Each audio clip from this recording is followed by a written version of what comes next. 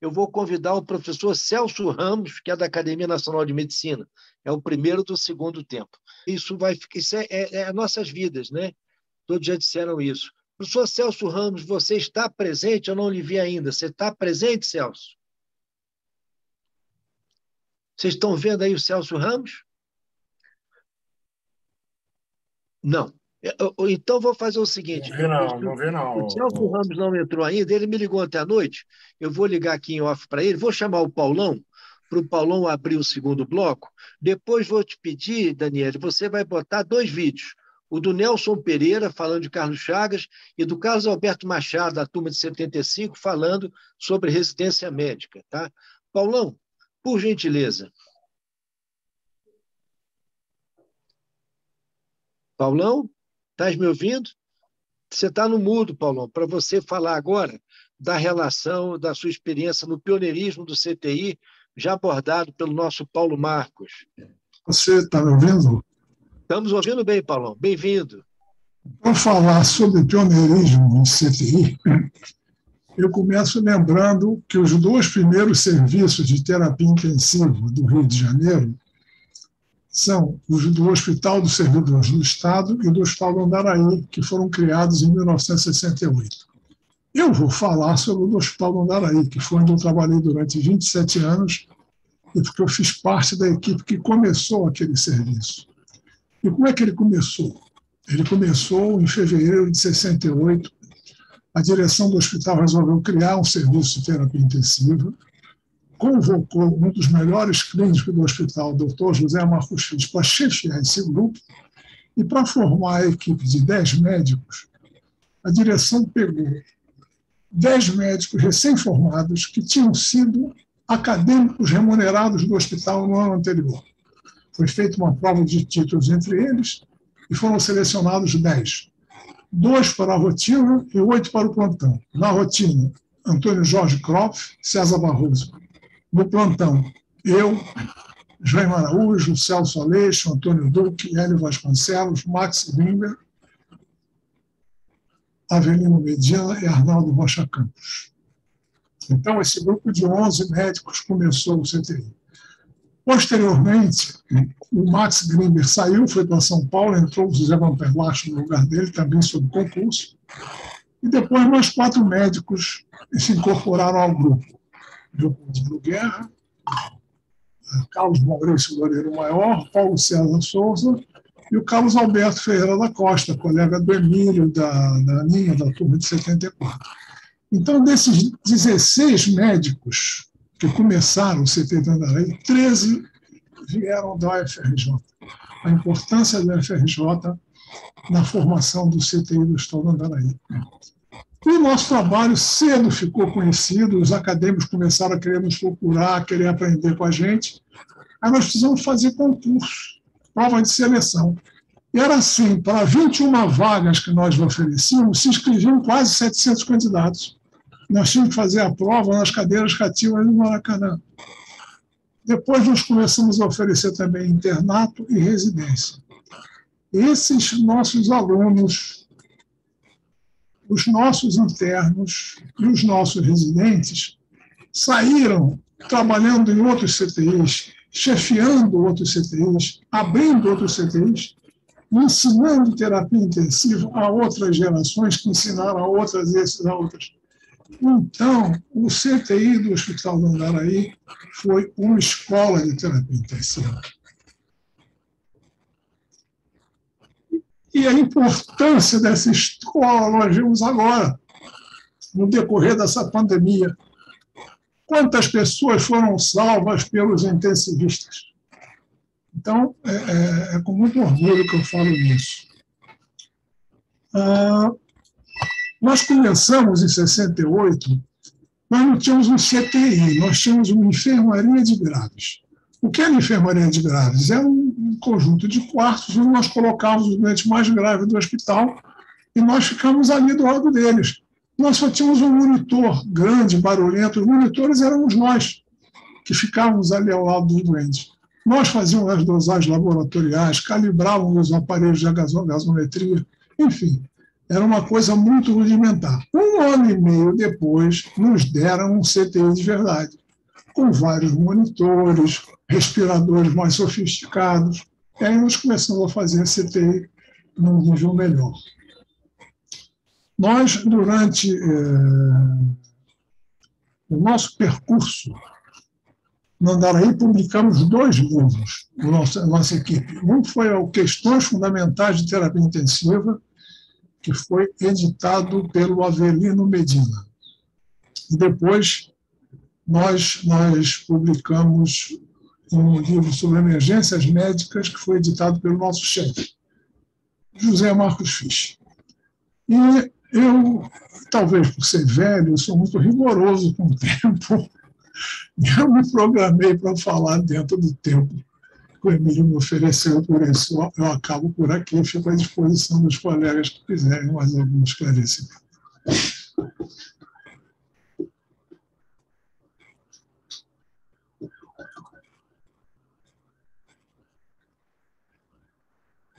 Emílio.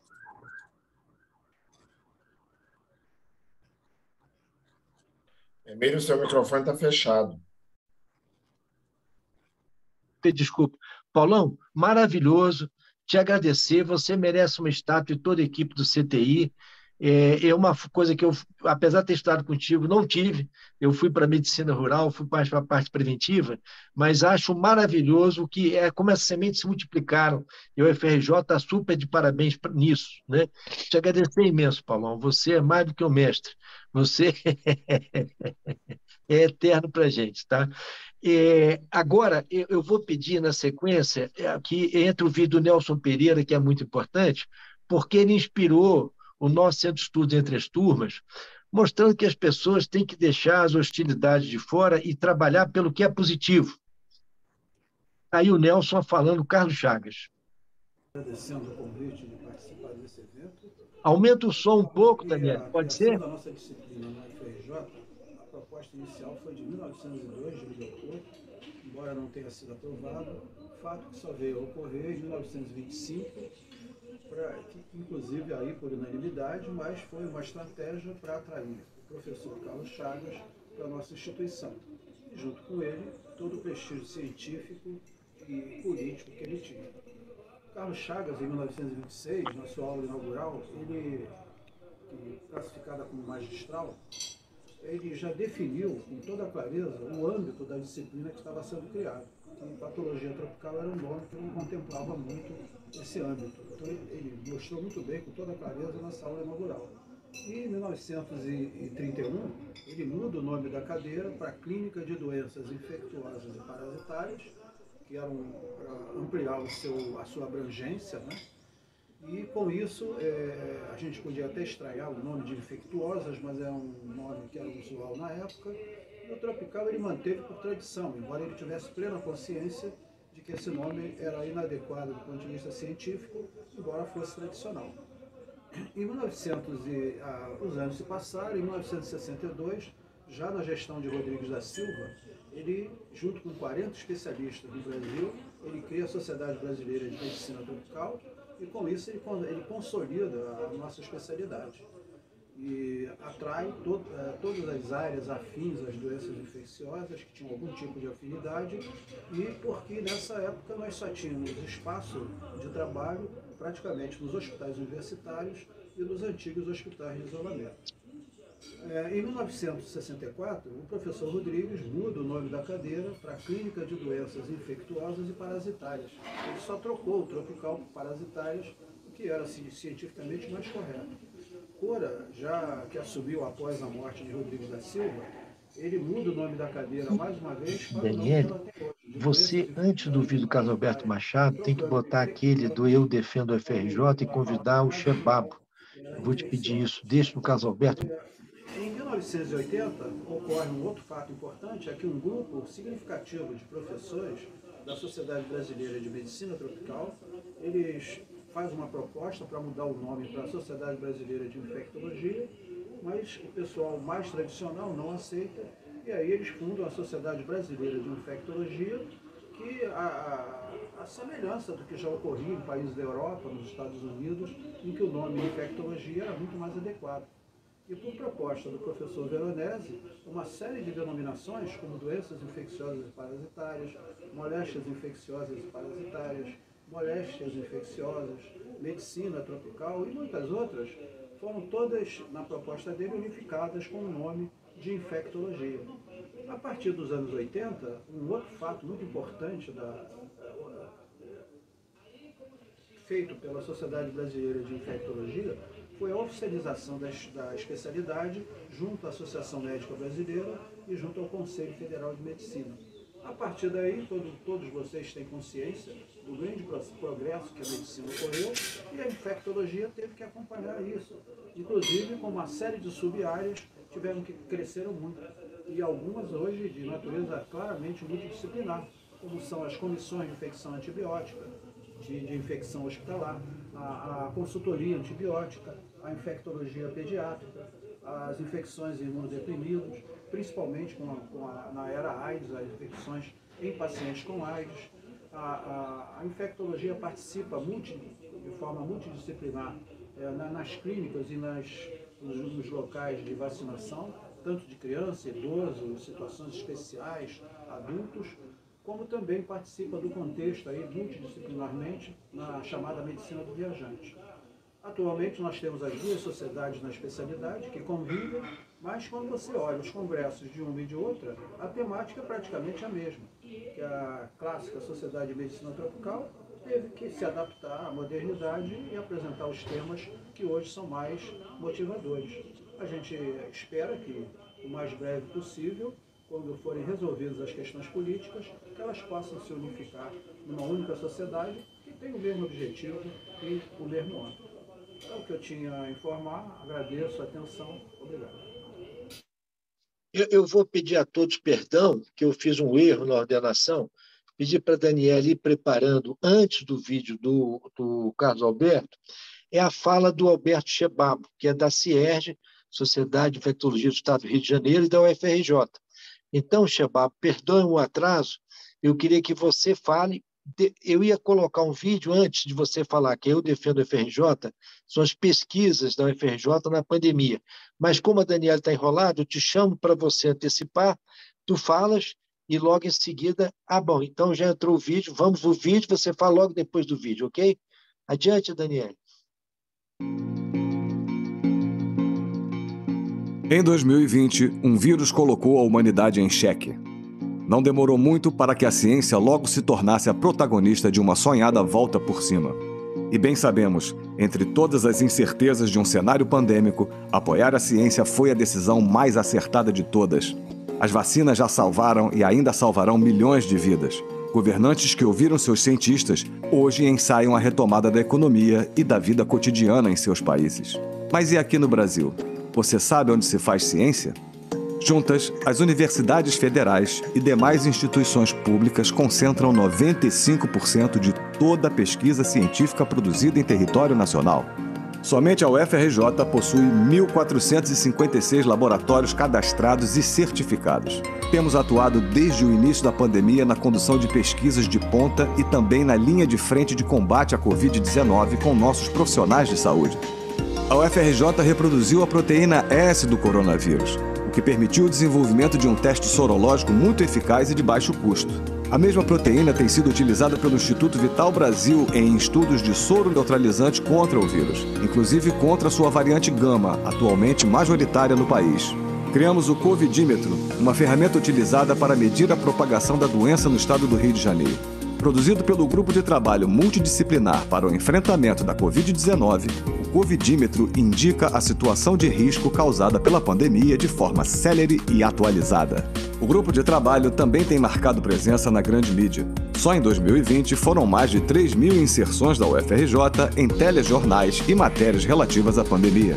Os pesquisadores orientam a população sobre medidas sanitárias e trazem as informações mais recentes sobre as pesquisas relacionadas ao coronavírus. Ventiladores pulmonares mecânicos de baixo custo também foram desenvolvidos por uma equipe de pesquisadores da UFRJ.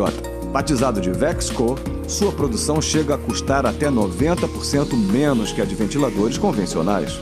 Na cidade universitária foi criado o Centro de Testagem e Diagnóstico para a comunidade universitária e profissionais de saúde da rede pública, que chegou a efetuar 240 testes em um único dia. Desde março de 2020, quase 20 mil pessoas já foram atendidas. Temos 2 vacinas em desenvolvimento, uma delas a UFRJ-VAC, em fase avançada de estudos pré-clínicos.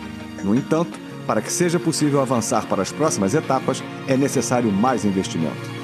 E é aqui que a ciência brasileira tem sofrido os golpes mais fortes. Apesar de todos os esforços dos nossos pesquisadores em dar continuidade aos trabalhos de excelência, os cortes orçamentários colocam em risco não só o prosseguimento das pesquisas, mas também a manutenção de leitos de Covid-19 abertos nos hospitais universitários, a produção de EPIs, de álcool em gel e tantas outras ações de combate à pandemia conduzidas pelas instituições públicas, a exemplo da própria UFRJ. São ações que salvam vidas de brasileiros diariamente e que podem salvar ainda mais. E se a pandemia deixou ainda mais evidente a importância da ciência e das universidades públicas para os brasileiros, a excelência da UFRJ vem de longa data e se reflete nas mais diversas áreas do conhecimento. Somos a primeira instituição oficial de ensino superior do país, com atividade desde 1792 e organizada como universidade em 1920. Estamos entre as melhores universidades do Brasil e do mundo. 9.000 vagas anuais em cursos de graduação. 10% de todos os cursos de pós-graduação estricto sensu com padrão internacional do país são da UFRJ. 53.500 estudantes de graduação. 15.700 estudantes de pós-graduação. 4.200 docentes. 9.000 técnicos administrativos, sendo mais de 3.600 em nossas unidades de saúde. 14 prédios tombados pelo patrimônio histórico. 1.456 laboratórios, 45 bibliotecas, 13 museus e 9 hospitais e unidades de saúde. Somos a universidade mais inovadora do Brasil. Nosso parque tecnológico de 350 mil metros quadrados abriga startups e empresas de protagonismo nacional e internacional, produzindo soluções em engenharia, tecnologia, óleo e gás. Não podemos admitir ataques a tudo que esta instituição representa. Apoie a ciência, defenda as instituições públicas. O Brasil precisa de pesquisa, inovação, cultura, arte e conhecimento. E nós reafirmamos o nosso compromisso. Você está conosco?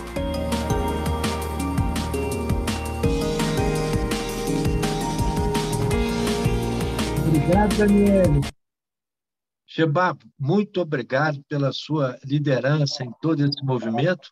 Nos fale da CIERJ e da UFRJ e a sua atividade agora na pandemia. Bom, primeiro eu queria te agradecer, Emílio, pelo convite. É um prazer estar aqui participando e ver pessoas aqui que foram muito importantes na minha formação, alguns, inclusive, que me influenciaram bastante, como a Suzy, o Nelson, ver o professor Valber na apresentação do Estevão, pessoas que certamente foram responsáveis por eu estar aqui nesse momento, por eu ter escolhido a infectologia. Outras pessoas que foram também muito importantes dentro de toda a minha formação, como o Lapa, o Clemax, que foram os que me colocaram na área de pesquisa, que eu comecei fazendo meus primeiros projetos lá como colaborador, participar dos projetos dele. Eu não fiz projeto nenhum, eu participava dos projetos dele, como aluno e tal.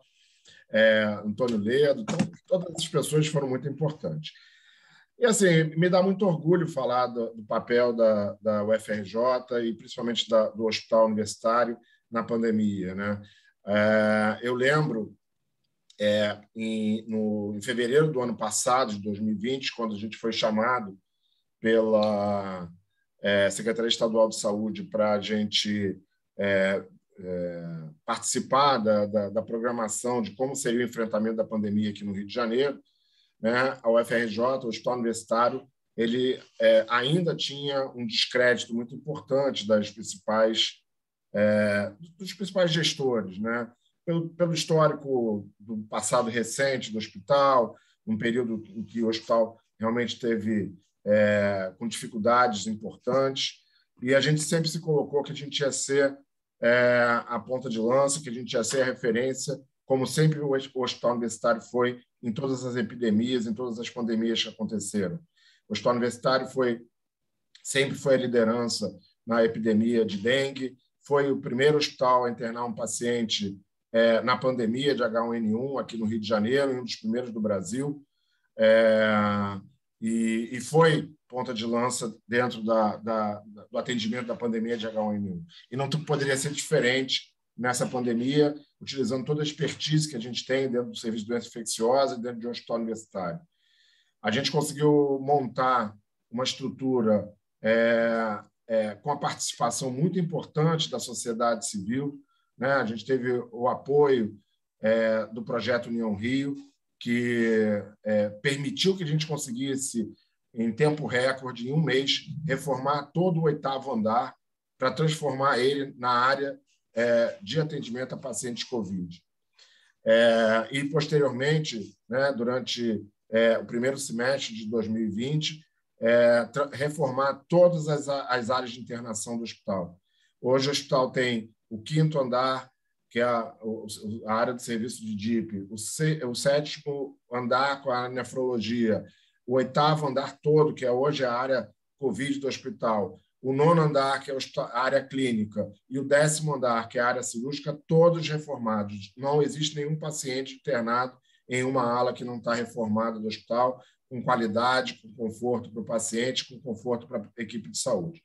Com isso, o Hospital Universitário chegou num momento em maio do ano passado, principalmente, a ter 100 pacientes internados concomitantemente, 100 leitos de Covid no hospital.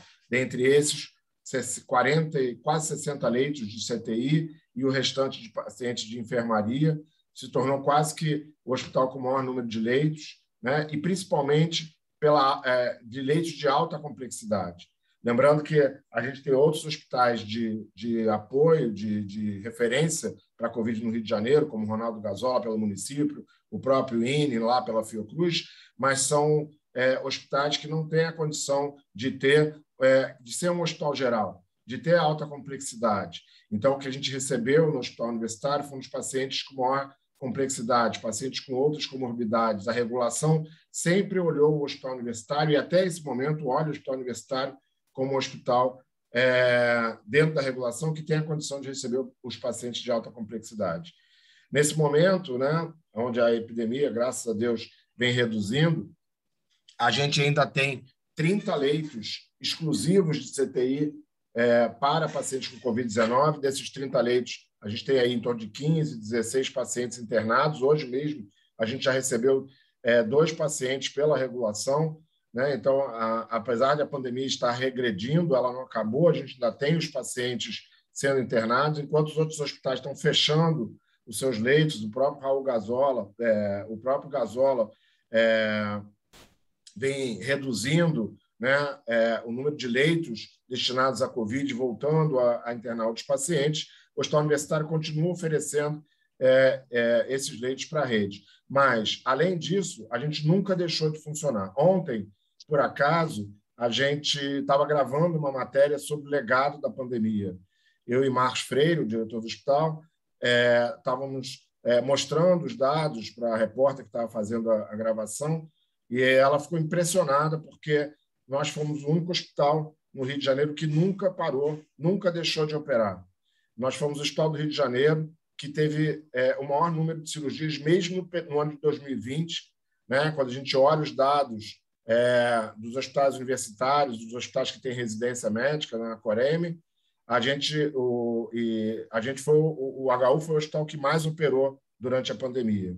E a gente, durante esse ano, recuperou o hospital, né, dentro da sua plenitude completa, né? Então, a gente hoje tem 300 leitos de internação no hospital, desses 34 leitos de enfermaria destinados à Covid e 40 leitos de CTI destinados à Covid. Mas, além disso, a gente tem 23 leitos de CTI geral, entre cardiointensiva e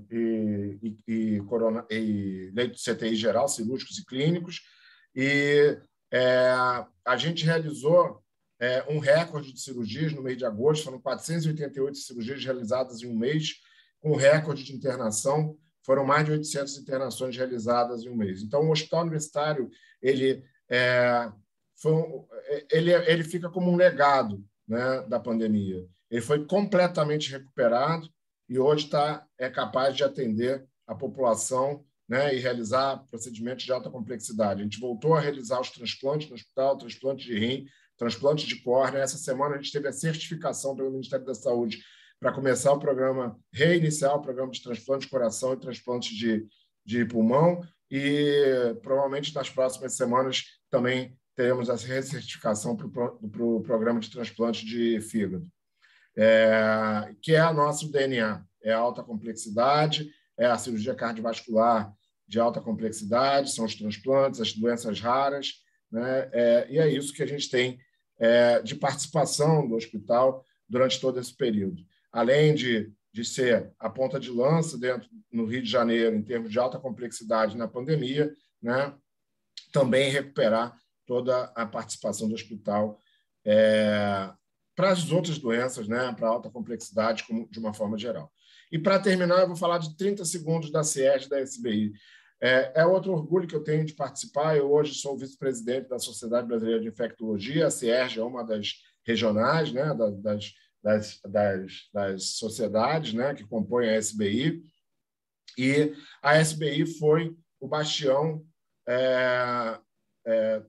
do discurso científico, né? Dentro do Brasil. Eu não tenho dúvida que a SBI foi a principal sociedade, a sociedade mais importante dentro da pandemia e que conseguiu trazer, né, para um país completamente deflagrado pela politização e pela polarização da pandemia. A gente sabe de tudo que aconteceu, não é preciso a gente colocar aqui do comando da pandemia do nosso país, pelo Ministério da Saúde, que foi completamente fragmentado, pelo posicionamento do presidente da República, completamente negacionista. A SBI se manteve firme, né, na defesa da ciência, na defesa do que era o correto, do que dentro do discurso técnico, né, do que era o correto, se posicionando contra o tratamento precoce, contra o uso de drogas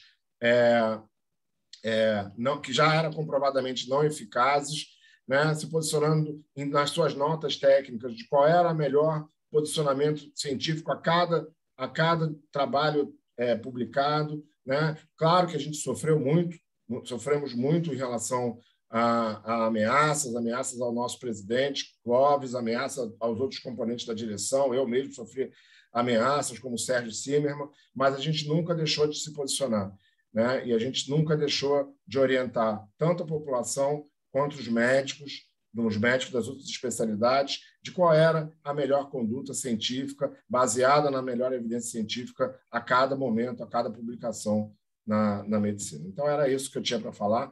E, mais uma vez, Emílio, eu agradeço aí a oportunidade de expor nosso hospital, né, de expor a nossa universidade, de expor também um pouquinho do que a gente fez pela Sociedade Brasileira de Infecto. Tchebago, parabéns, muito parabéns. E é a mais que vem para bem, porque o HU vai conseguir sair fortalecido. Eu vou pedir a todos a seguinte situação, olha só, eu queria ver se eu consigo acabar até 1h, os que estão presentes, os vídeos, eu tenho vídeo da Fiocruz, eu tenho vídeo do Carlos Alberto Machado, tenho vídeo do Temporão. Os vídeos podem ser colocados depois para todos.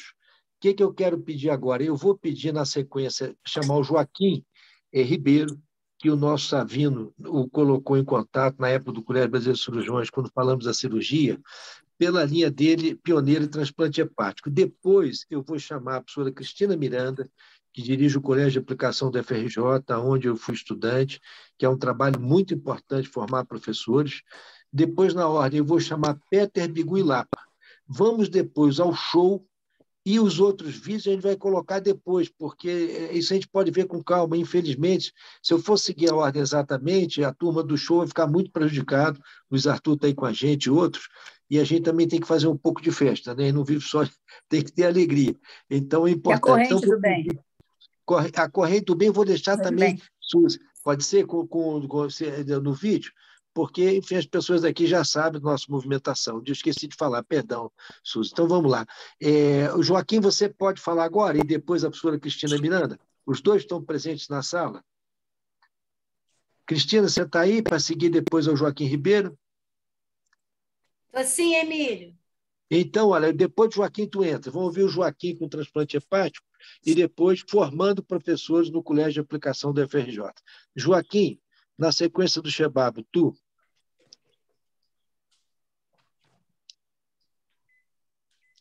Emílio, Joaquim não está presente? acredito que o professor Joaquim precisou sair. Então, olha, não tem problema, vamos inverter. Cristina, vamos puxar você primeiro. Fale da essência do Colégio de Aplicação, fundado por Luiz Alves de Matos, em 1948. O que significa formar professores?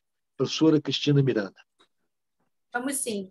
Boa tarde, já é tarde, né? Boa tarde a todos e a todas. Queria dizer que é uma honra participar dessa homenagem aqui ao FRJ e, na verdade, aprender muito com todos os colegas que aqui já se manifestaram. Muito bacana aprender sobre a Faculdade de Medicina, sobre essa área que eu sei tão pouco, né? Fazer uma saudação muito especial, então, a todos e a todas, e especialmente ao Emílio, né? Que sempre tão presente na história da UFRJ, sobretudo na história do Colégio de Aplicação, porque foi nosso estudante e hoje é uma pessoa muito presente que sempre trabalha junto conosco. E aí, agradecer também a oportunidade de lembrar, né, que o Colégio de Aplicação é uma unidade da UFRJ que desde 1948 vem formando professoras e professores. Antes como um colégio de aplicação, porque os estudantes da didática iam lá no CAP para aplicar o conhecimento aprendido, e hoje, muito mais do que isso, um colégio mesmo de formação de professores, um colégio que faz parte do complexo de formação de professores em parceria com todos os cursos de licenciatura da UFRJ e com a Faculdade de Educação, e que tem no seu corpo docente também, hoje, acho que é importante ressaltar, uma grande maioria de professores doutores e doutoras, que não era, digamos assim, uma especificidade da escola. Hoje nós atuamos de fato com o ensino, mas também com pesquisa e extensão. Dizer que hoje nós atendemos 860 alunos da educação básica, desde a educação infantil até a última série do ensino médio, educação infantil, creche, que todos conhecem, né? Mas que hoje desde 2018, transformada também em parte do Colégio de Aplicação, e foi uma alegria a gente fazer essa junção do nosso trabalho também. Dizer que hoje o CAP é uma escola bastante democrática, precisa ainda crescer a democracia, mas a gente sempre trabalha para isso. Dizer que hoje a gente tem ingresso por sorteio público. Dizer que hoje nós temos cotas para estudantes com deficiência, temos cotas para estudantes das escolas públicas, cotas raciais, cotas sociais, e que isso certamente ampliou muito a democracia na escola, né? Tornou a escola mais democrática.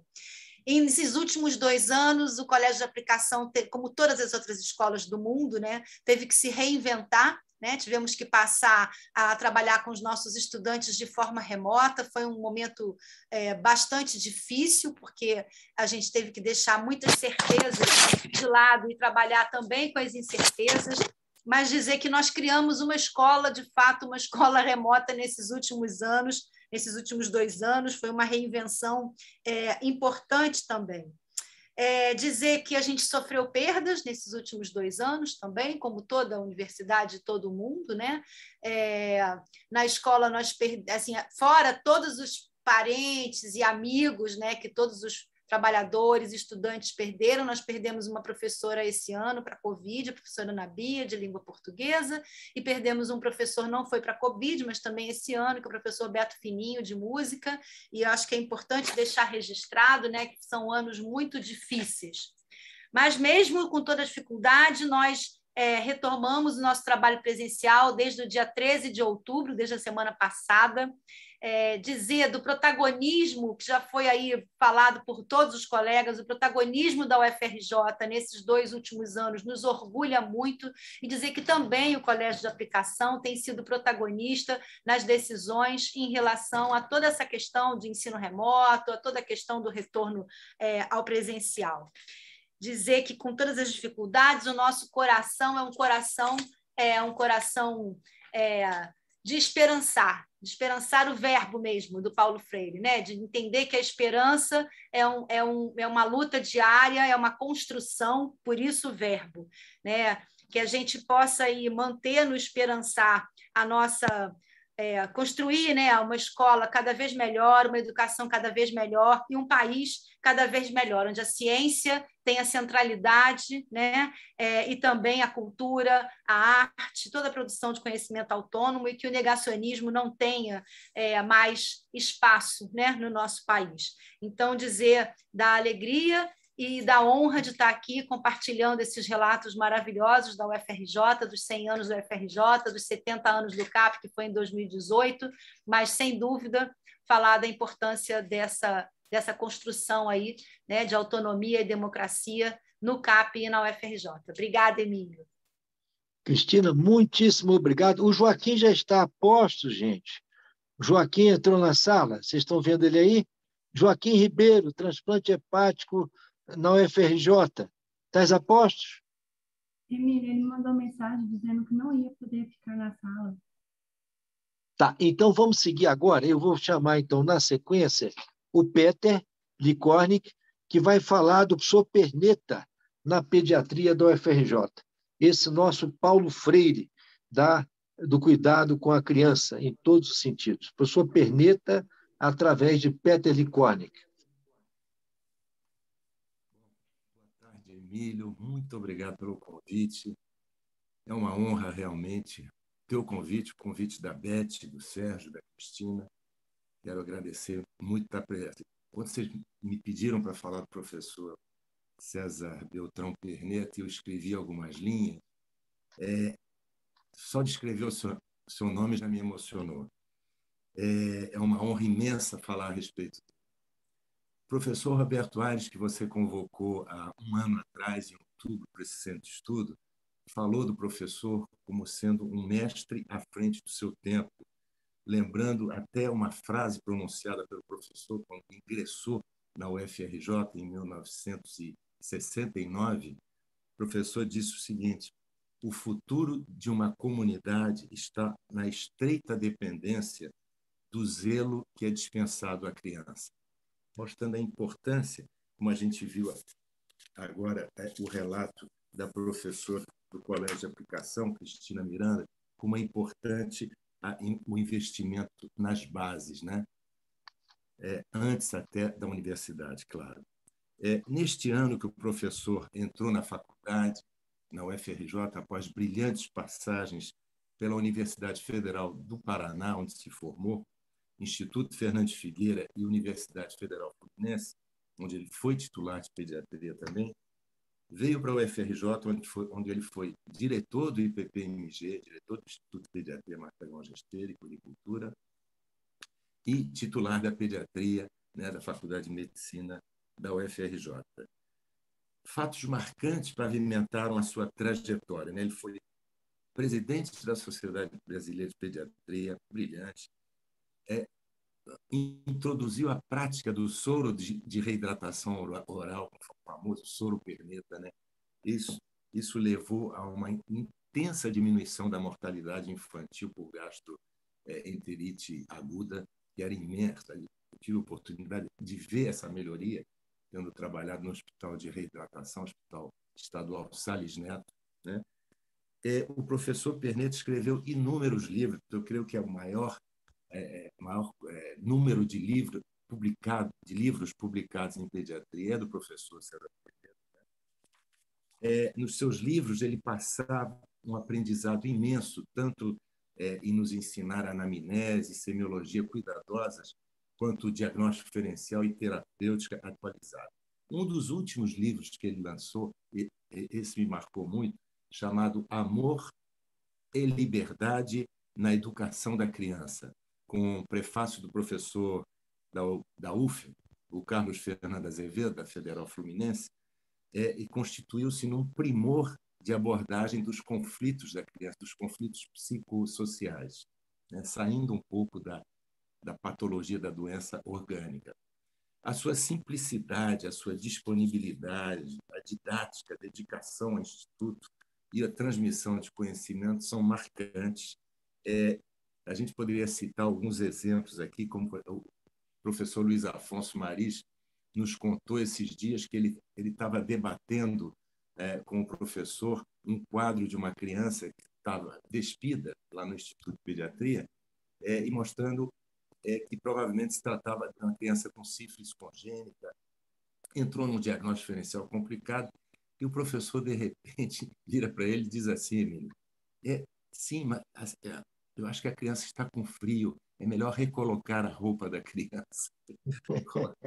Depois a gente discute as dificuldades diagnósticas, né? Mostrando essa parte de exemplo, né, de humanidade, como a Munira bem lembrou, enfim, todos têm bem lembrado essa parte também, Ana Borralho e tal.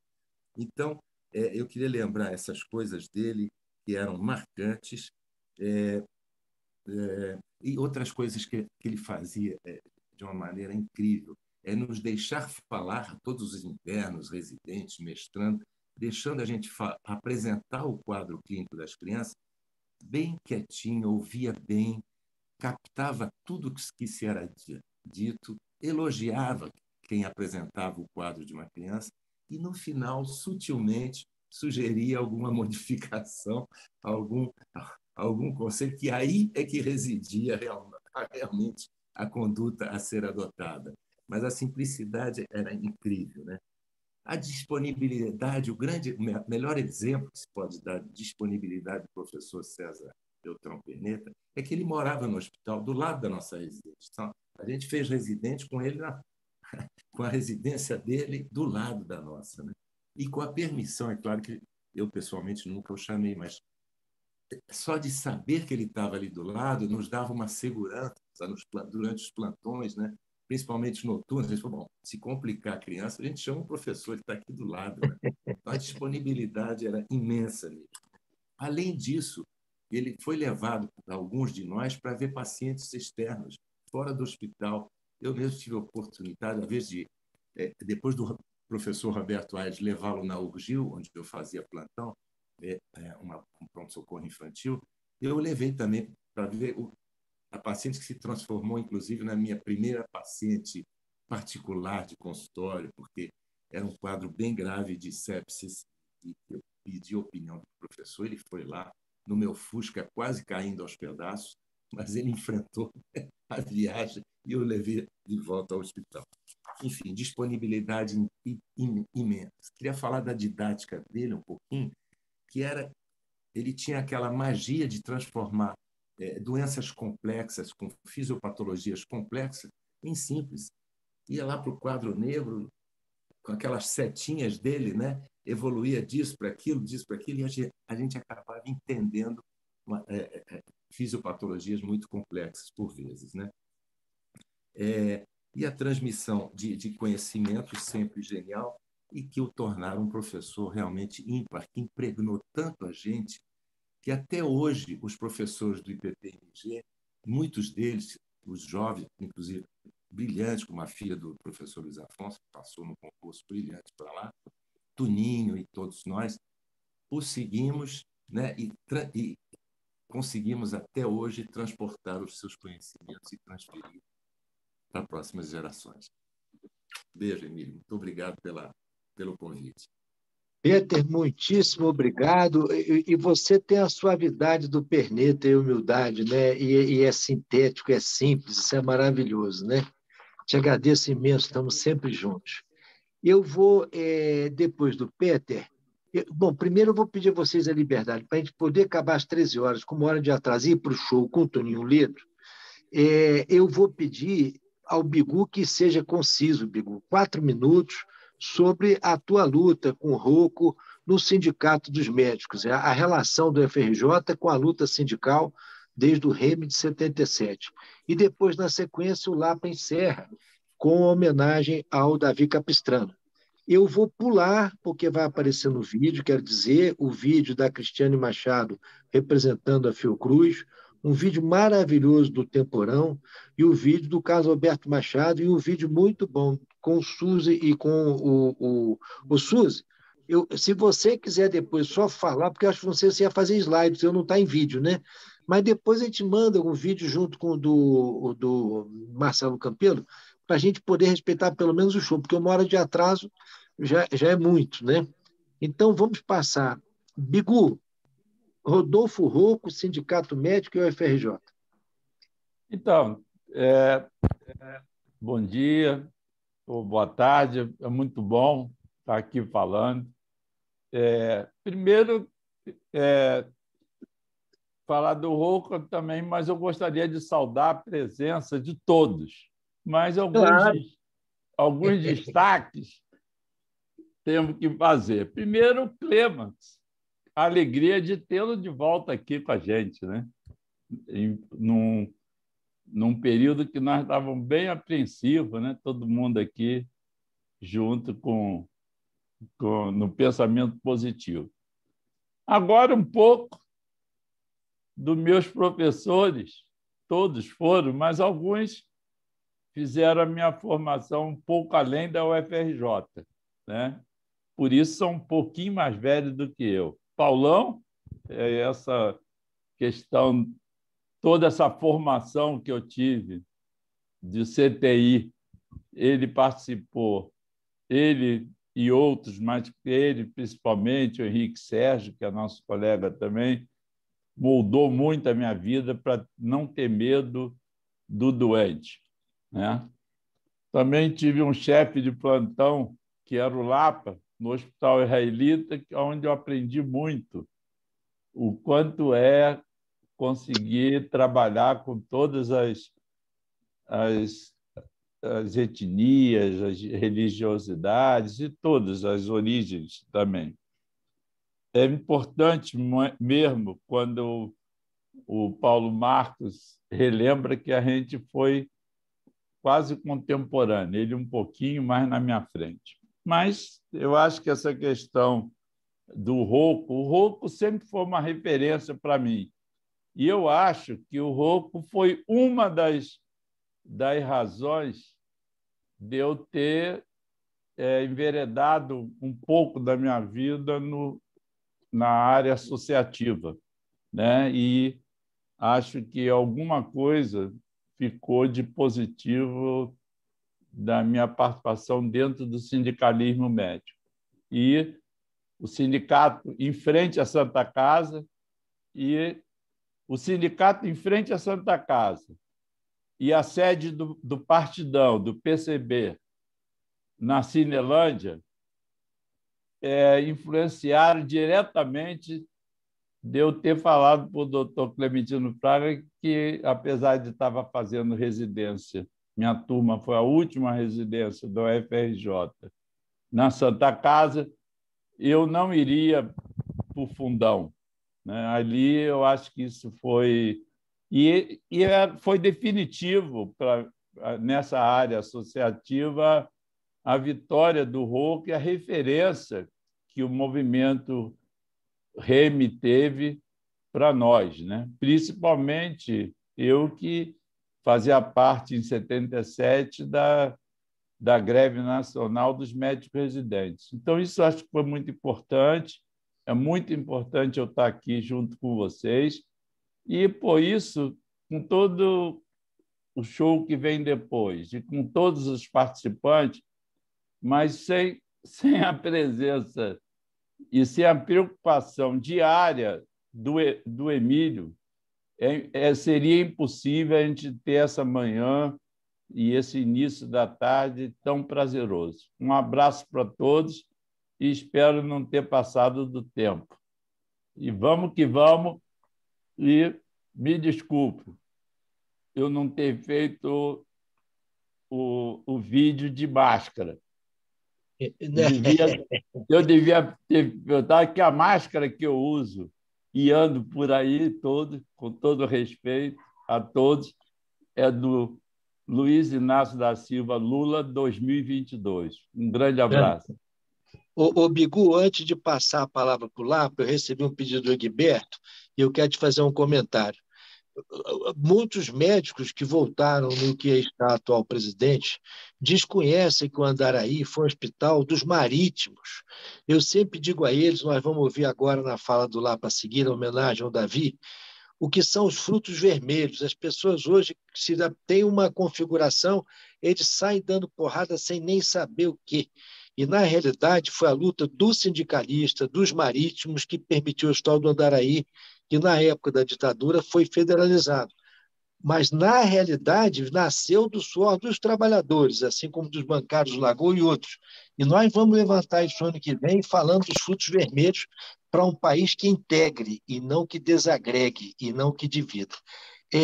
Lá, antes de passar a palavra, o professor Egberto, ele pediu, e como você depois vai falar e tem um vídeo, eu acho melhor, Egberto, que você fale agora para a complementação sobre a reitora Denise. 1 minuto, ok? Vamos lá, Egberto. Ok, espera aí um instantinho. Oi, estão me ouvindo? Sim, estamos ouvindo bem. Estão vendo a apresentação aqui?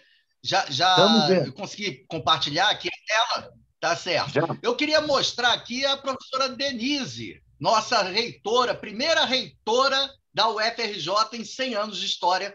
E eu esqueci de comentar aqui que eu tinha programado, e aí me deu um branco. Denise, quando novinha, aqui no laboratório da Doris Rosenthal, tá? Minha colega, quer dizer, eu era bem mais velho do que ela, óbvio, mas e nós tivemos o prazer, Emílio, de conhecer teu irmão, uma figura fantástica, tanto eu quanto Denise, né, conversamos recentemente, agora há pouco, e lembramos de Rafael, falecido precocemente, mas que era uma pessoa assim como você, uma pessoa de coração aberto. Então, eu queria fazer a homenagem tanto à Denise, que eu esqueci, e quanto ao Rafael. Então, era só isso. Obrigado, viu?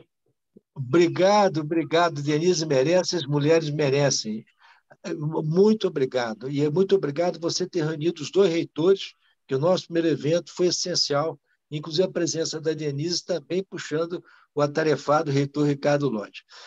José Roberto Lapa, vamos Sim. lá falar dessa pessoa eterna chamada Davi Capistrano Filho, o homem que fazia a Praça Vermelha ficar mais alegre quando ele entrava naquela ecológica área. Vamos lá. Você está me ouvindo bem? Estamos ouvindo bem lá, Pitivendo, está muito bonito. Então, boa tarde a todos aí, meus queridos amigos. Emílio, parabéns pelo teu protagonismo nesse último ano, ou mais até, de reunir os ex-alunos da nossa querida FNM. Né? Eu sou um ano mais novo que vocês, né? Eu sou de FNM 1973, nossa turma tem E não grupo... deu trote, hein, Lapa? Você não deu trote. Eu pessoalmente não, mas a minha turma tinha os caras poderosos. Tem. Mas o que você pediu para eu comentar hoje aqui, eu não poderia deixar de falar inicialmente das pessoas tão queridas, mas queridas mesmo, chegam a ficar emocionados de ter visto aqui hoje essas pessoas tão maravilhosas. Eu vou homenagear todas, mas vou destacar um. Em nome dela, eu faço a homenagem aos meus colegas que apareceram durante essa manhã e início da tarde, que é o nosso querido Paulão. Meu Deus do céu, que alegria ver o Paulão tão bem. Paulão foi uma das pessoas assim mais importantes das nossas vidas, eu acho que todo mundo aqui falou isso. E eu tive o prazer imenso de trabalhar com ele durante 25 anos no Hospital Universitário. Todo dia que a gente se encontrava nos corredores, naquela eterna fila do elevador, era uma alegria e continua sendo até hoje, e principalmente vê-lo tão bem. Quero deixar, então, um grande abraço para ele. E homenagem a todos os demais que eu vi hoje, que são pessoas realmente muito queridas. Eu acho que realmente você tem toda a razão de, nessa, vamos dizer, pupurri de homenagens, né, a lembranças nossas dos anos que nós temos, no meu caso, 53 anos e meio, com a UFRJ, relembrar e homenagear Davi Capistrano da Costa Filho. Davizinho para nós. Né? Davizinho, sem dúvida nenhuma, ele pode ser considerado assim, o ex-aluno da geração que eu conheci, e eu estou ligado à universidade desde 1968, como um exemplo total de tudo de bom que poderia ter. O Davi, eu tive muito contato com o Davi durante os anos da faculdade, nos tornamos amigos eternamente, e somos amigos até hoje, mesmo ele já tendo partido. Nós e somos até muito irmãos, né, Lapa? Até irmãos. Nós somos irmãos até hoje. O Davi eu conheci na primeira semana da entrada na faculdade, março de 1968. Naquele mês mesmo, nós já estávamos fazendo política juntos. Nós já estávamos organizando as passeatas. Fomos à passeata do Edson Luiz de Lima Souto, que foi assassinado no finalzinho de março de 1968. As passeatas contra a guerra do Vietnã, a Marcha dos 100 Mil, e dali foi assim. Nós moramos juntos durante 4 anos. Né? Eu tive a oportunidade de acompanhar a vida política do Davi, e ao fim da faculdade, quando ele se mudou para São Paulo, nós continuamos amigos, continuamos parceiros e companheiros. Quantas vezes eu tive que ir a São Paulo para prestar solidariedade, o Bigu deve lembrar disso, em nome do Sindicato dos Médicos, quando nós estávamos no REME, né? na nossa gestão lá do sindicato. Em nome do sindicato, eu fui lá prestar mais uma vez uma homenagem não, solidariedade ao Davi, quando ele tinha sido preso pela enésima vez lá pelo DOPS de São Paulo.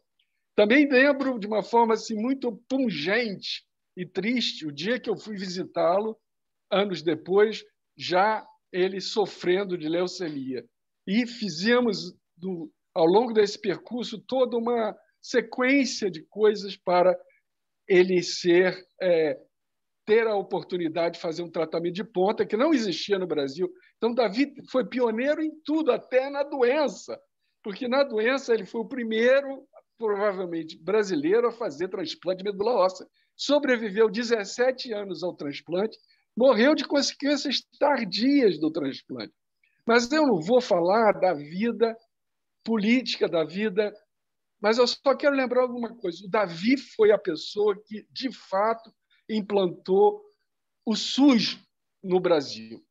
Quer dizer, lógico que nós temos um número imenso de amigos queridos que foram importantes para a formulação e para a implantação do SUS, mas o Davi, na prática, foi o cara que implantou o SUS nos diversos municípios que ele foi secretário de saúde e depois na Prefeitura de Santos. Só para encerrar, Emílio, lembrar que quando eu fui empossado como professor titular da nossa universidade, da nossa faculdade, fiz questão absoluta que Davizinho sentasse na mesa de honra no nosso quinhentão, lá no fundão.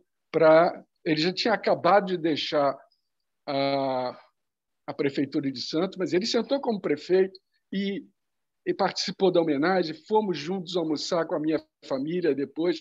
Quer dizer, foi a última vez que eu o vi vivo. Logo em seguida, menos de um ano depois, ele faleceu. Logicamente, eu fui a São Paulo para fazer o luto, o velório dele. Acompanhei-o ao cemitério, porque essa é uma das pessoas realmente que ficaram marcadas. Então, como ex-aluno, eu quero destacar o outro ex-aluno, no caso, Davi Capistrano da Costa Filho. Uma pessoa realmente fantástica. Muito obrigado pela oportunidade e pelo grande manhã de sábado, início da tarde de sábado, que você nos propiciou, Emílio. Obrigado, Lapa. Olha, eu vou tomar uma liberdade, eu vou deixar o vídeo que a gente colocaria agora do Davi, como você falou tão bem, para ir depois com os outros, tá bom? Porque, na verdade, a UFRJ é infinita. Mas eu quero respeitar o Luiz Arthur, o Toninho Ledo, a turma do show, e não fecharmos depois de 2 horas. Até 1 hora de atraso vai bem, porque o conteúdo está muito bom. E então, te peço a liberdade, Lapa, eu vou incluir o vídeo do Davizinho, que a Fiocruz fez de 2 minutos, mas depois, tá bom? Porque tá assim ótimo, a gente dá uma distribuição. Só te lembrando uma coisa, o Davi foi orador de turma, da turma, né, dele, e ele fez no discurso dele, temos fome de justiça e sede de liberdade. E quando esteve preso no doicode, ao ser torturado, os torturadores o sacaneavam perguntando: e aí, Davi, sem comer e sem beber água, tu ainda tem sede de comida e fome de liberdade? Ou você tem sede de água? Quer dizer, você vê a perversidade das pessoas que não sabem e não conhecem a história amorosa de pessoas que são extremamente importantes. Nós não somos perfeitos, mas a luta do Davi pela saúde pública é um verdadeiro santo. Eu vou falar com o Papa Francisco para reconhecer o santo Davi, porque E era o para além melhor, e fazia as melhores palestras na nossa turma. Falava Sem melhor dúvida. de todas Sem as dúvida. várias, como é que se diz? Ele era um orador fileiras nato. diferentes, não importava. Ele era o que mais... Ele era o orador nato, né? Era, Sem não dúvida, adiantava. Noronha falava bem, Reinaldo falava bem, o Ivo falava bem, mas entrava o Davizinho, acabou. É verdade. Ele era um orador absolutamente perfeito. Mesmo que eu não concordasse tudo com ele. Mas eu vim de Santos, que eu tenho a minha irmã de Santos. Mas ele era perfeito. A minha irmã é professora, é médica de Santos, e ela disse que dá pena ver o que está agora acabando com tudo aquilo que o Davi fez na prefeitura de Santos. Obviamente, os médicos não gostaram muito dele, né? Porque na nossa classe é muito... Vai virar, mas... Todo câmbio, canta Mercedes Sosa, vai virar. Vai virar. Suzy, deixa a gente... Tem mais coisa para a gente continuar o Carlos Chagas, o nosso sonho da UNEM. Eu queria pedir a Daniela fazer o seguinte, começa pelo vídeo, Daniela, aquele da Fiocruz do Davi Capistrano, que é a complementação da fala do Lapa. Depois você bota o Carlos Alberto Machado, o vídeo da Cristiane Machado da Fiocruz, e fechamos com o nosso chapéu, né? A gente fez o show, a gente pede dinheiro, não é isso? Para pingar na corrente do bem da aplicação e da FNM, que já não é mais só na 74. É campanha nacional de solidariedade, porque nós vamos continuar assim pede, tá? E agradecendo desde já a todos. Saúde pública, um servidor preocupado com o bem-estar da população. Davi Capistrano Filho foi homenageado no 2º Fórum Fiocruz de Memória, por sua importante atuação na construção de políticas públicas no Brasil, especialmente no campo da saúde pública. O acervo de Capistrano, que faleceu no ano 2000, foi doado recentemente à Fundação. Esse é o compromisso maior da Fiocruz, né? Tornar esses documentos tão valiosos realmente num bem público, né? Que a sociedade possa ter acesso. Davi Capistrano Filho foi secretário de Saúde e prefeito de Santos. Ele teve papel central em políticas públicas que contribuíram para reduzir a incidência de AIDS e HIV na cidade. Incansável e motivador, um gestor que colocava a mão na massa e aproveitava as oportunidades políticas.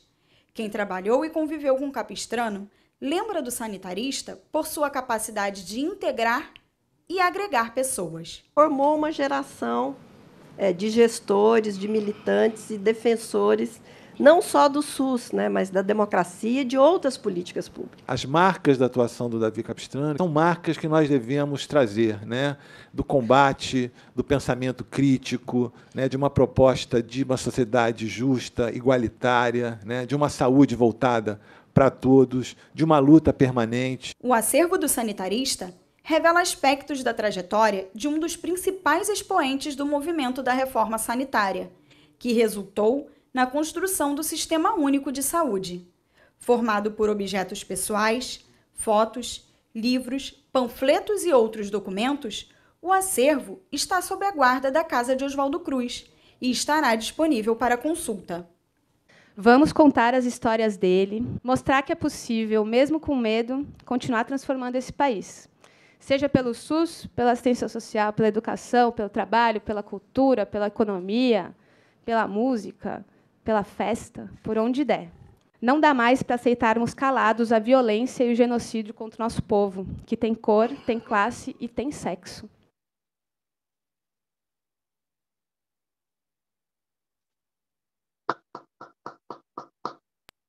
Lindo vídeo. Carlos Alberto Machado, colega da turma da Jônia, em 1975, foi liderança da luta para a remuneração dos acadêmicos bolsistas, em 72.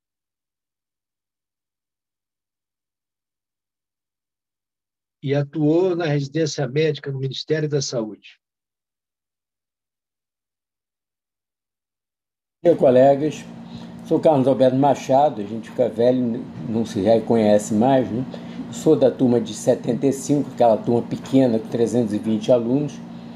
Fui orador da turma, fui representante do conselho departamental e da congregação.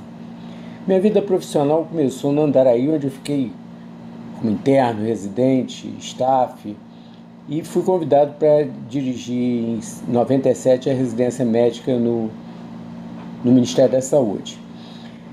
A residência é como o canário de mina, né, que se colocava para ver o nível de oxigênio. Quando o canário morria, é que o oxigênio está abaixo. É a mesma coisa. Quando a residência está mal, a assistência médica está mal. Eu tive grandes desafios ao longo de 15 anos, fiquei lá até me aposentar. Tive grandes ajudas, como a doutora Ana Tereza, que era representante do ministro, né?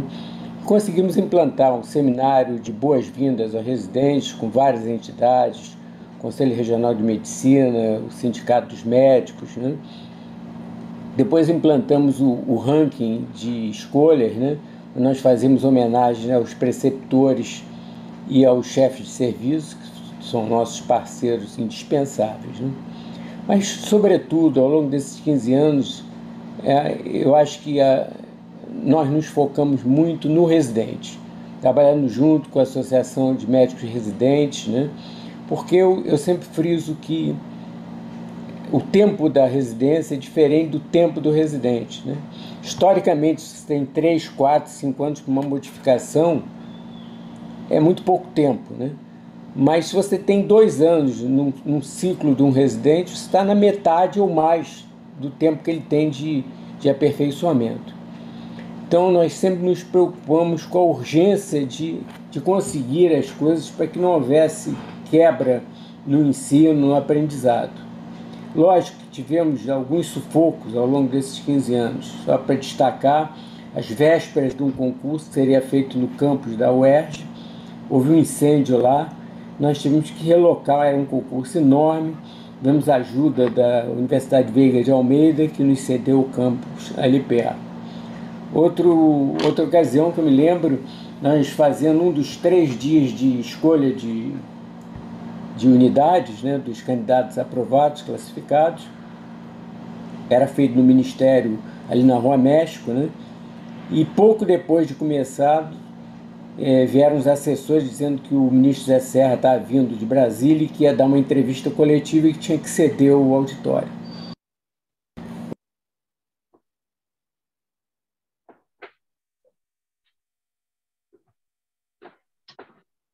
Obrigado, Carlos. Obrigado, Daniela. Agora, a Cristiane Machado, representante da Fiocruz. Depoimento bonito que ela cita o nosso colega de turma, Antônio Ives de Carvalho, Nacional de Medicina 74.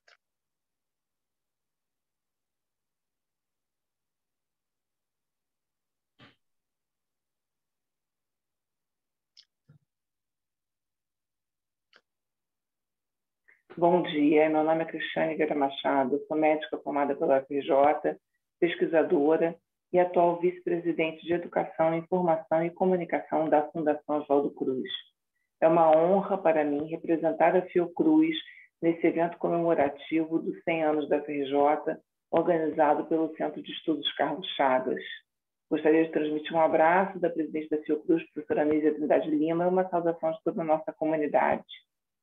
A história da Fiocruz, que esse ano está completando 121 anos, está muito imbricada à história da FRJ desde a origem das duas instituições.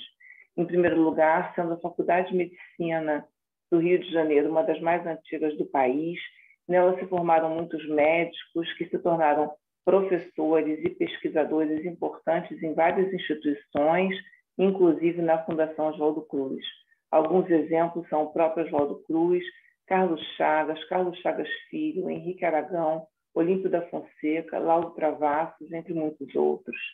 Nos últimos 50 anos, podemos destacar como atuação importante também a professora Léa Camilo Coura, né, com uma ação importante na área de medicina tropical, é membro da Academia Nacional de Medicina, o professor Luiz Fernando Ferreira, que teve uma atuação muito importante na área de parasitologia, faleceu em 2018, o professor José Rodrigues Coura, também um nome importantíssimo da medicina tropical no Brasil e internacionalmente, o professor Antônio Ivo de Carvalho, médico formado pela UFRJ, que teve uma importância muito grande na trajetória da reforma sanitária brasileira, na luta pelo Sistema Único de Saúde, e foi professor e diretor da Escola Nacional de Saúde Pública Sérgio Arouca da Fiocruz durante 10 anos, né, escola em que eu sou professora, inclusive foi meu chefe e um colega muito querido.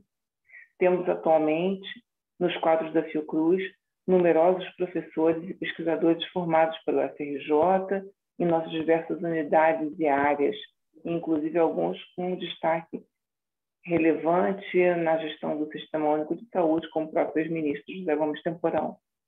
Continuamos a receber muitos alunos da UFRJ, tanto na iniciação científica quanto nos nossos cursos de pós-graduação, nossas residências, mestrado e doutorado.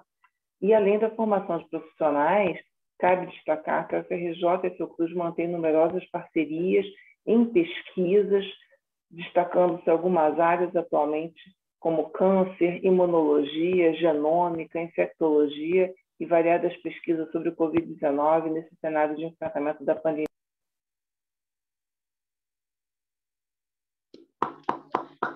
Grato e grato a Fiocruz. Agora vamos ver o professor Marcelo Campelo e a Suzy falando da nossa campanha de donativos, que é uma solidariedade como forma de gratidão aos 100 anos da UFRJ.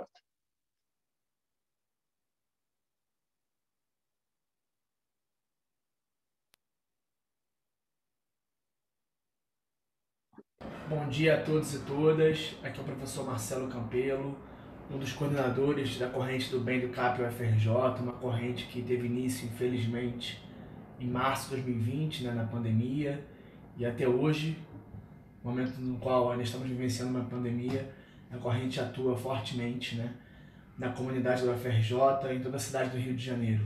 Graças a amigos como Emílio Miri Lopes, né, um dos líderes da turma de 74 da Faculdade Nacional de Medicina, e também eterno capiano, que sempre nos apoiou, né, com carinho, com palavras amigas e com doações generosas financeiras do seu grupo de amigos, né, parceiros da Corrente do Bem.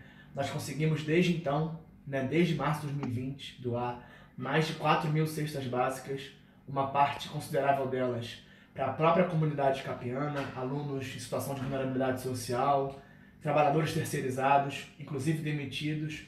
Né, doamos também cestas constantemente para a Cooperativa de Resíduos Recicla Verde, que faz um trabalho em toda a UFRJ, diversos projetos sociais, como a ONG Rio de Paz, o Coletivo Voz das Comunidades, comunidades quilombolas. Então, é muita alegria poder, nesse momento, ajudar, né, graças a amigos como Emílio e a Faculdade de 74, formando 74. Eu acho que é isso. Obrigado a todos. A Corrente do Bem está na ativa ainda, levando o nome da UFRJ para diversos espaços do Rio e também da metrópole como um todo, com generosidade, com atitudes propositivas, com abraço, com carinho e com esperança acima de tudo. Então, obrigado a todos e parabéns pelo encontro. Que seja uma manhã muito rica. Um abraço do amigo Marcelo Campelo e da Corrente do Bem.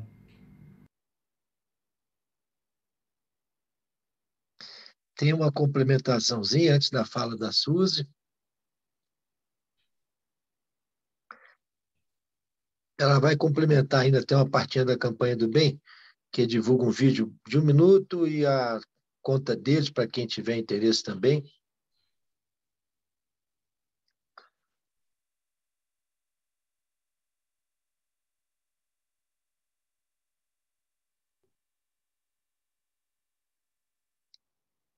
Fé na vida, fé no homem, fé no que virá. Nós podemos tudo, nós podemos mais.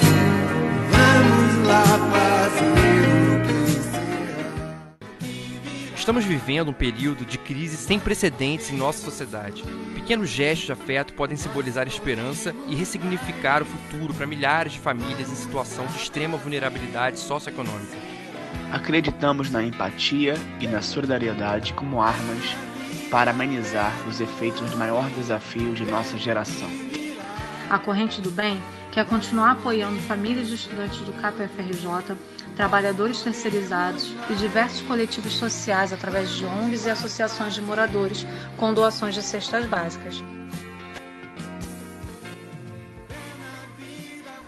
Nós estamos aqui na comunidade Mandela, um dos menores IDHs do Rio de Janeiro, e agradecemos pelo apoio de vocês. Agora vamos agradecer, né, gente? Vem.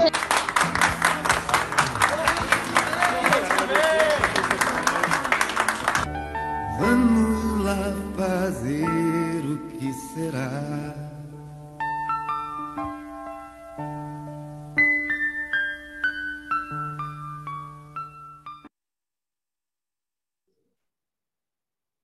Agora, Daniela, o slide da Suzy e a conclusão pela Suzy, nossa madrinha FNM 74. Suzy, muito obrigado. Obrigado a todos, eu já me despeço aqui. E sei que ficou um pouco longo, mas olha só, nós tivemos 5 faltas, mas nós vamos tentar ver como a gente pode depois corrigir isso.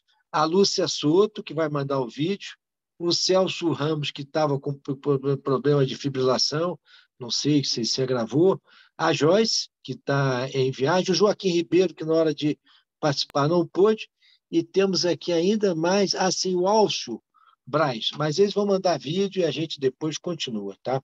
Eu acho, inclusive, Toninho, quem deveria pensar... deixa eu mandar o... Deixa a Joyce falar. Perdão, Suzy, contigo aí.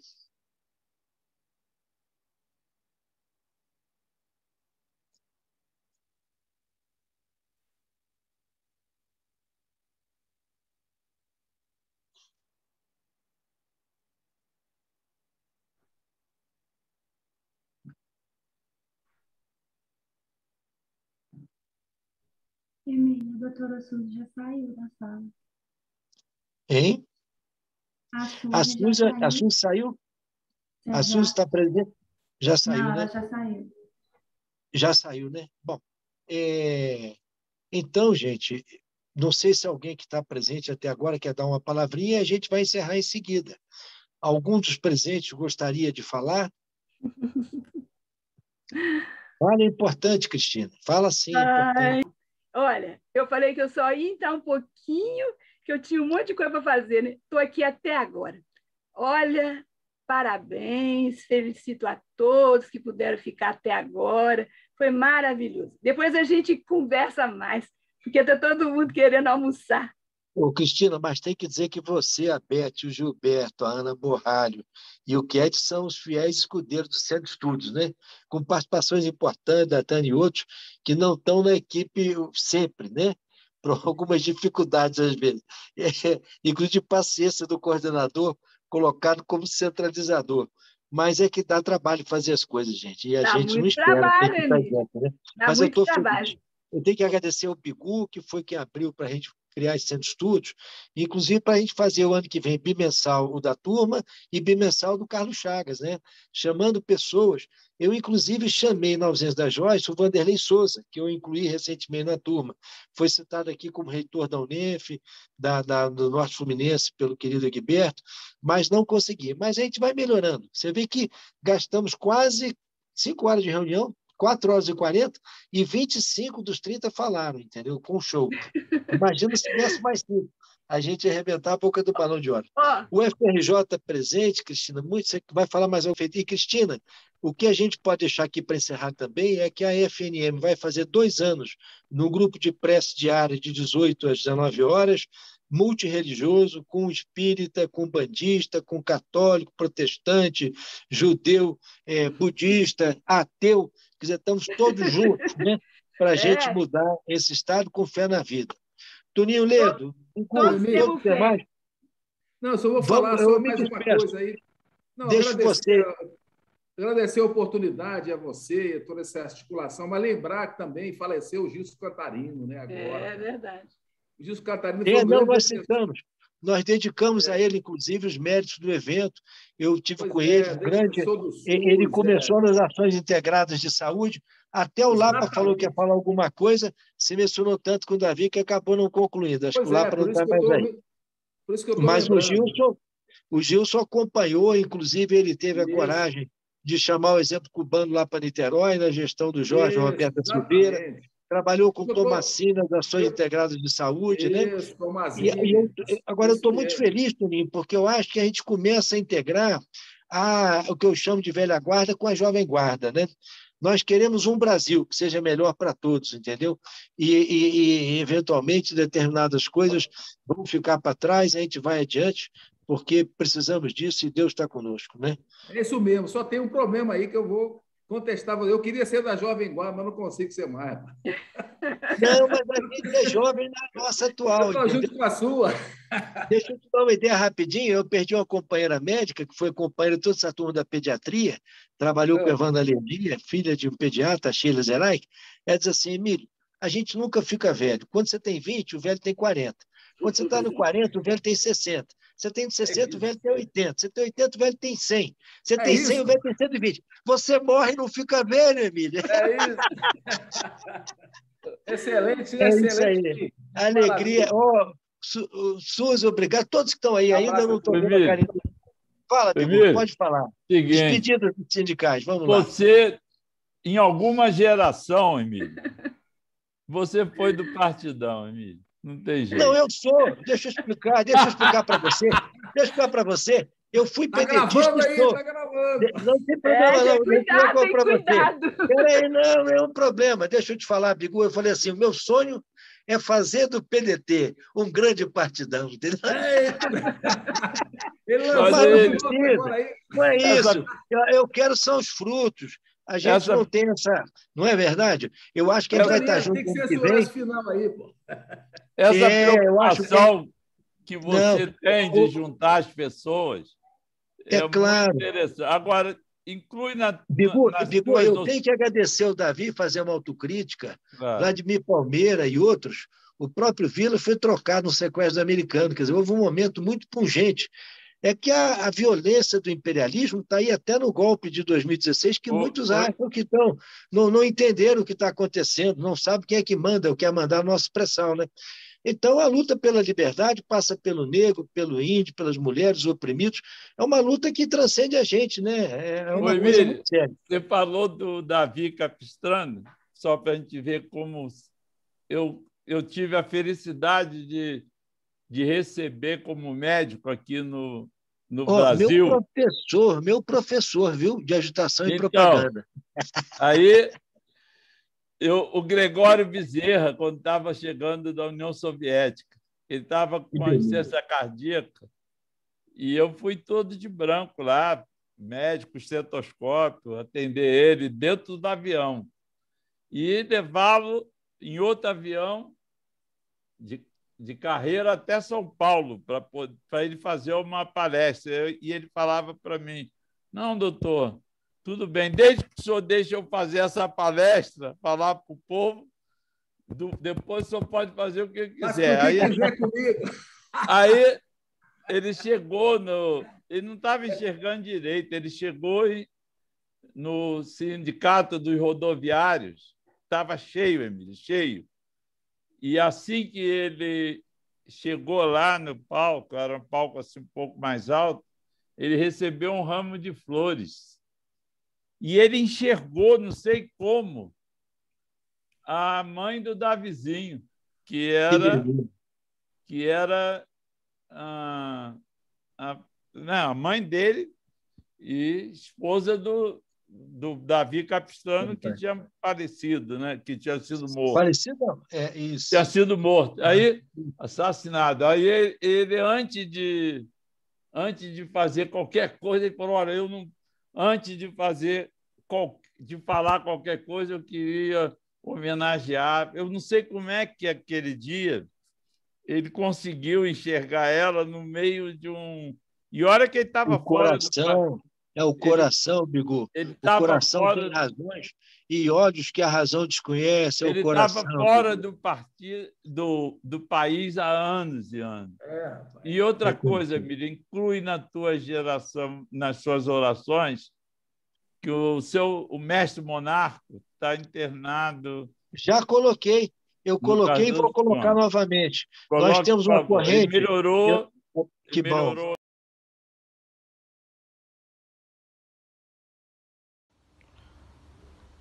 Boa noite. Sou o professor Joaquim Ribeiro, filho, professor associado da UFRJ, chefe do Serviço de Cirurgia Geral e coordenador dos serviços cirúrgicos do Hospital Universitário Clementino Fraga Filho. Formado na turma de 1978, entrei na faculdade em 73. É um prazer estar aqui junto com os nossos colegas do Centro de Estudos da turma de 74, nessa manhã brilhante, para falar sobre o pioneirismo da universidade. Vi vários depoimentos, estou gravando esse depoimento meu aqui um pouco depois, por isso deu boa noite, mas participei mas não pude falar no dia. Então, o meu recado é para falar sobre o meu papel como pioneiro em transplante de fígado. Pude participar, o papel de pioneiro da Faculdade de Medicina, da Universidade Federal do Rio de Janeiro, do Hospital Universitário Clementino Fraga Filho, pioneiro em transplante de fígado, primeiro no Rio de Janeiro e pioneiro no Brasil. Eram poucos os centros que realizavam transplante de fígado nos anos 80 e 90, e em pouca escala. Fizemos um primeiro em 1993, com o apoio da Universidade de Paris, onde eu fiz o meu doutorado em transplante de órgãos, em que pude contar com o apoio de cirurgiões, anestesistas, intensivistas e enfermagem que vi. Eu devo agradecer o convite que me foi feito pelo Emílio Lopes e devo lhes dizer que, embora seja muito grato falar sobre a relação entre a Academia Nacional de Medicina e a Faculdade de Medicina do Rio de Janeiro, a Faculdade da Universidade Federal do Rio de Janeiro, isso é uma coisa muito difícil de fazer em 4 minutos. Preciso lembrar, e temos que ir muito lá para trás. Na Alta Idade Média, os médicos eram praticamente inexistentes, ao menos fora dos conventos e das abadias ou nas áreas da Europa ocupadas pelos mouros, do Mediterrâneo, ocupada pelos mouros. Assim, os cuidados com a saúde ficavam a cargo de curiosos, de parteiras, barbeiros e cirurgiões barbeiros. Na Baixa Idade Média, o progressivo enfraquecimento do feudalismo e o fortalecimento do poder monárquico central levou a que esse regime monárquico passasse a se preocupar com as questões de formação, qualificação e fiscalização de profissionais de saúde, como barbeiros, cirurgiões, boticários e médicos. Em Portugal, uma lei de 1392 estabeleceu os cargos de físico-mor e cirurgião-mor, e que tinham a função de fiscalizar o cumprimento das normas legais e de conferir cartas de licenciamento para a prática das profissões que eram, como já disse, separadas. Tá? No Brasil, operavam delegados dessa fisicatura-mor. Ela foi abolida em 1782 e foi então criada uma instituição chamada Junta do Protomedicado, que tinha as mesmas funções. Mas essa junta teve uma vida curta. Foi extinto em novembro de 1808, quando Dom João já estava aqui, sendo os cargos anteriores recriados em 1809. O de físico-mor ficou com Manuel Vieira da Silva e o de cirurgião-mor do Reino ficou ocupado pelo pernambucano José Correia Picanço. Ao chegar, Dom João toma providências para defender a costa do Brasil, cria a fábrica de pólvora, fundição de canhões, invade a Guiana Francesa, cria 2 hospitais militares, um em Salvador e outro no Rio de Janeiro. E aí, para ele manter a guerra com a França, ele necessitava de cirurgiões. Médicos não eram propriamente necessários. Cirurgiões capazes de amputar, de fazer curativos, extrair fragmentos de projéteis, ou o que fosse. Então, cirurgiões barbeiros e cirurgiões eram formados por um sistema de aprendizado. Eles ficavam 3 anos junto de um profissional habilitado da mesma forma que eram treinados alfaiates, sapateiros, marceneiros, outros oficiais. Nada contra os cirurgiões, eu estou me referindo à Idade Média, por favor. Depois faziam um exame que os habilitasse, no caso, junto ao cirurgião-mor. Os médicos eram formados em universidades.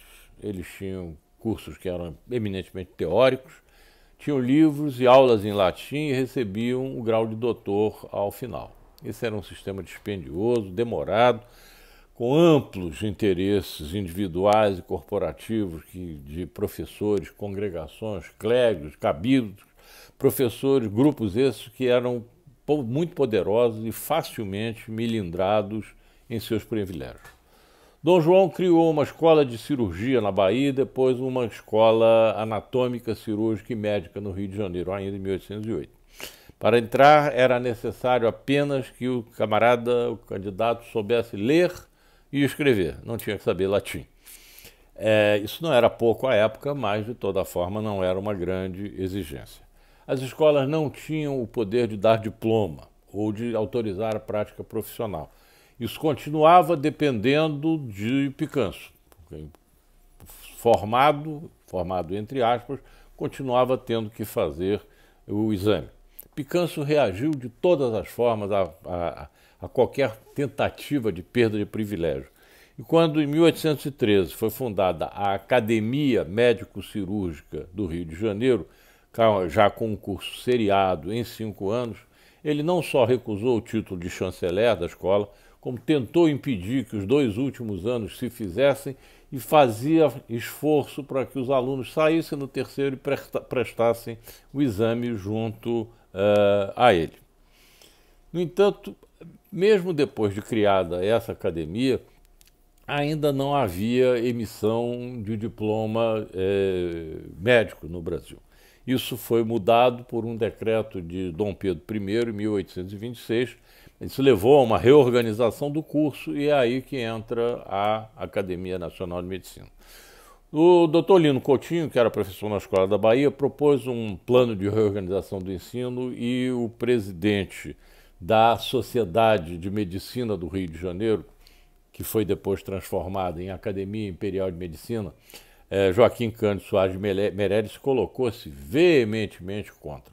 De uma forma tal, criou um impasse e fez com que o governo imperial delegasse à Academia de Medicina o poder de reorganizar os cursos médicos. Isso foi oficializado por um decreto da Regência Trina, em outubro de 1832, e esse decreto transformou as academias médico-cirúrgicas em escolas ou faculdades de medicina.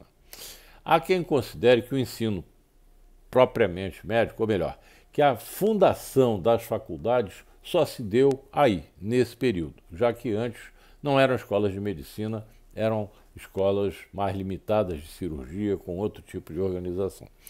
De todo modo, ainda que se considere que esses cursos censulatos, os cursos censulatos, foram criados por Dom João e por José Correia Picanso, a organização de cursos médicos, estricto sensu, foi feita pela primeira vez pela Academia Imperial de Medicina. Inúmeros membros da academia e professores da faculdade foram professores e acadêmicos simultaneamente. No século XIX, todos os fundadores da academia foram professores. José Martins da Cruz Jobim, Joaquim Cândido Soares de Meireles, Luiz Vicente de Simone, José Francisco Xavier Sigor, João Maurício Favre foram professores. Jobim foi não apenas professor, diretor presidente da academia entre 1831, 1834, 1839, 1840, 1848, 1851, mas mais do que isso. Ele foi diretor da Faculdade de Medicina, foi professor de Medicina Legal e Toxicologia e diretor da Faculdade de Medicina durante 30 anos, de 1842 a 1872. Vale citar também, no século XIX, o genro dele, o genro de Jobim, o cearense Vicente Cândido Figueira de Saboia, Visconde de Saboia, que também presidiu a academia e que foi incumbido pelo governo de preparar um plano completo de reforma do ensino superior. Esse projeto foi apresentado, serviu de base a um decreto de 19 de abril de 1879, que reorganizou o ensino. Em 1881, quando ele já era médico da Casa Imperial e cirurgião da corte, Saboia foi designado diretor da Faculdade de Medicina do Rio de Janeiro. Exerceu esse cargo, se o genro exerceu por 30, ele exerceu por 7, mas se afastou do cargo com a proclamação da República, em solidariedade ao imperador, de quem ele era amigo e médico particular nos dois casos. No século seguinte, século XX, muitos foram os médicos que pertenceram a ambas as instituições. Eu vou destacar, inicialmente, 3.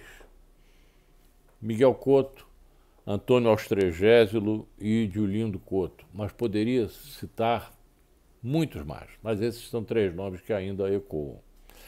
Por reconhecimento pessoal, e porque eu julgo essa pessoa, primus inter pares, julgo uma pessoa extraordinária, como eu disse, por reconhecimento pessoal, eu gostaria de citar o meu professor Clementino Fraga Filho, que dá nome ao nosso hospital. Muito obrigado. Foi um prazer. Bom dia, meu nome é Suzy Andrés Nogueira, sou médica formada na turma de 74 da Faculdade de Medicina da UFRJ e também médica voluntária de uma creche filantrópica de Petrópolis chamada Lar de Emmanuel.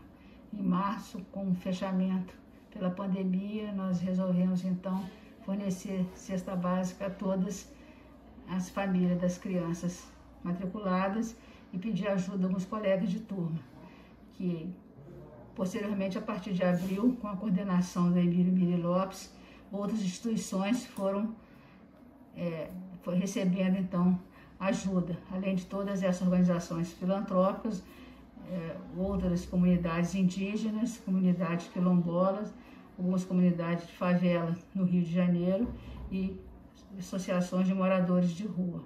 Passa outro, por favor.